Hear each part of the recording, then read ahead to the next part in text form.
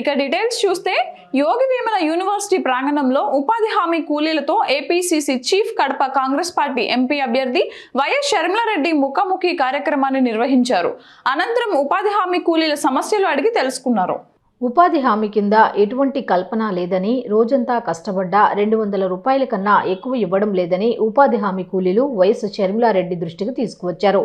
కూలీలకు భరోసా నింపేందుకు షర్మిలారెడ్డి పలుగు పారా పట్టి మట్టి తవ్వారు.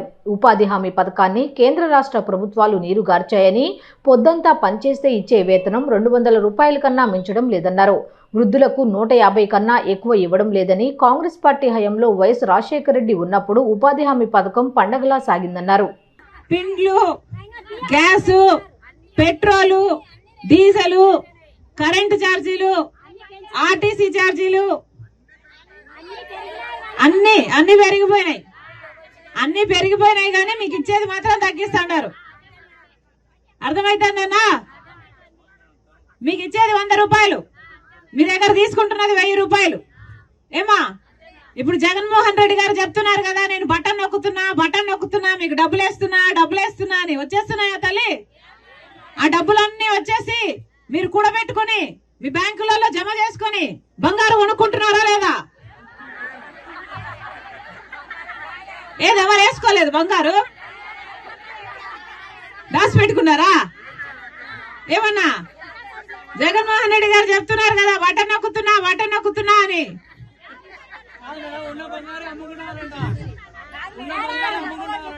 ఉన్న బంగారు అమ్ముకుంటున్నారు. అమ్మా, అప్పు లేనివాడు ఎవడైనా ఉన్నాడు ఈడ? అప్పు లేనివాడు ఎవరైనా ఉన్నారా? అర్థమవుతుందా తల్లి ఏం జరుగుతుందో? బటన్ నొక్కుతున్నా, మీకు అమ్మఒడి వస్తున్నా, మీకు పెన్షన్లు ఇస్తున్నా, మీకు అది ఇస్తున్నాం అంటున్నారు. ఏదైనా చేతిలో మిగులుతుందా? ధరలు, ఛార్జీలు అన్ని పెరిగిపోయినాయి కదా, ఏదైనా మిగులుతుందా? మీ చేతికేమో మట్టి చంపిస్తున్నారు, మీ దగ్గర నుంచి వెండి చెంపు తీసుకుంటున్నారు. అర్థమవుతుందా? అమ్మా, ఆలోచన చేసి ఓటు వేయండి. ఏమా, రాజశేఖర రెడ్డి గారు ఉన్నప్పుడు ప్రజలందరూ సంతోషంగా ఉన్నారు. రైతులైతేనేమి, బిడ్డలైతేనేమి, చదువులైతేనేమి, ఉద్యోగాలైతేనేమి. ఆ రోజుల్లో ఎంతమంది మహిళలు పాల వడ్డీకే రుణాలు ఇస్తే, ఎంతమంది మహిళలు చిన్న చిన్న వ్యాపారాలు చేసుకుని వాళ్ళంతకు వాళ్ళు వాళ్ళ కాళ్ళ మీద నిలబడ్డారు. ఉపాధి హామీ పథకం అయితే ఒక పండగలాగా జరిగింది ఆ రోజుల్లో. టెంట్లు వేయడం అయితేనేమి, నీళ్లు ఇవ్వడం అయితేనేమి, యంత్రాలు ఇవ్వడం అయితేనేమి, ఛార్జీలు ఇవ్వడం అయితేనేమి. అవునా?